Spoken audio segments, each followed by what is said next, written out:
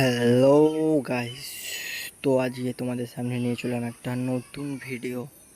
আজকে ভিডিওটা হচ্ছে একটু কষ্টের, মানে আমার কাছে কষ্টের। তোমরা দেখে হয়তো ভিডিওটা না দেখারও ভান করতে পারো, কারণ এই যে কাঁঠাল গাছটা বা এই টিনের ঘরটা দেখতে পাচ্ছ, এটা হচ্ছে আমার দাদুর স্মৃতি, যেটা আমার দাদু খুব কষ্ট করে বানিয়েছিল। আর কাঁঠাল গাছটা খুব যত্ন করে এত বড় করেছে, এত বছর আমরা কাঁঠাল খেয়ে এসেছি। এতদিন কাঁঠাল গাছটা আমি কাটতে দিইনি, কারণ আমার কাঁঠাল খেতে খুবই ভালো লাগে। আজকে কাঁঠাল গাছটা কেটে ফেলতে হলো, কারণ ঘরটা ভেঙে গেছে আর খুবই অসুবিধা হচ্ছিলো আমাদের, তাই কাঁঠাল গাছটা কেটে ফেললাম খুবই কষ্ট করে। বা খুবই খারাপ লাগছে কাঁঠাল গাছটা কাটতে, তাও কেটে ফেলতে হবে, কিছু করার নেই, যেটা এখন আমাদের কোনো কাজে লাগবে না।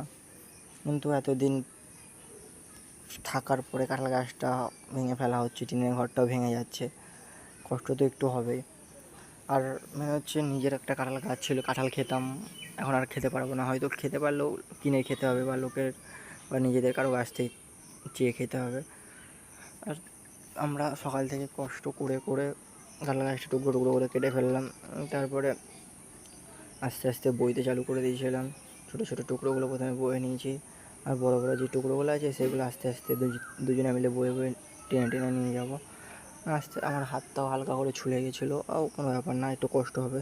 আর যে আমাদের বাড়িতে কাজে এসেছিলো সে তো মনে হচ্ছে বাবু নিজেই আমাদের কাজ করাচ্ছে, চেয়ারে বসে শান্ত মতো। বাবা জল দিচ্ছে, খেতে জল খাচ্ছে, বলার মতো না। আর তারপরে লাস্টেও একটু কাজ করতে এলো, ওকেও বুঝতে হবে যে ওরও কষ্ট হচ্ছে, তাই আমরা কিছু বলছিও না। আমার বাবাও ছোটো ছোটো টুকরোগুলো নিয়ে যাচ্ছে, আমরা দু ভাই মিলে দেখো একটা বড়ো টুকরো নিয়ে নিয়েছি। তারপর আমার মনে হলো একটুখানি যারা বয় গাছ, তাদের মতো একটা গাছ নিয়ে দিয়ে কাঁধে কেমন লাগে, আমি একটা ছোটো বড়ো টুকরো নিয়ে এলাম। ওদের মতো তো আর পারবো না আমি। তো আমার এই ভিডিওটা আমি এখানেই শেষ করছি। আমার ভিডিওটা ভালো লাগলে লাইক, কমেন্ট, শেয়ার, সাবস্ক্রাইব করে দেওয়া। আর আমার ভিডিওটা এখানেই শেষ করছি, পরে ভিডিওতে আবার দেখা হচ্ছে।